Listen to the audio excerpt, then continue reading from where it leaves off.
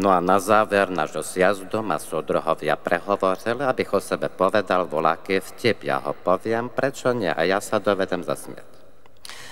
No stala sa taká vec, že som usnul voľakde v takovom nejakom činžovnem, vysokém dome. Teraz sa mi zdalo, že som sa vyklonil z okna, abych sa podieval na našu rozvinutú socialistickú vlast a stalo sa mi, že som vypadol a zrazu slyším takový voľaký hlas, ktorý mi hovorí: Husáku, povedz, že komunisti sú svine. Ja som nič také nechcel povedať. Ďakujem. No ale vtip pokračuje ďalej, lebo ja som padal. Najnou som sa ocitol v 8. poschodí, v 7. poschodí aj v 6.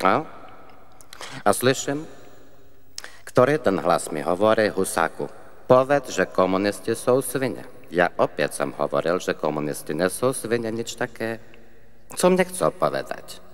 Ale keď som sa ocitol v 2. poschodí, v 1. poschodí, vedel som, že sa zem blíži, povedal som si, ja to poviem. Ja všechno poviem, lebo inak spadnem na moju socialistickú hlavu. Tak som povedal, že komunisti sú svine. No a najednou sa mi stalo, že som sa probudil na 14. zjazde komunistickej strany Československa. Ďakujem, môžete sa smať. Všetko.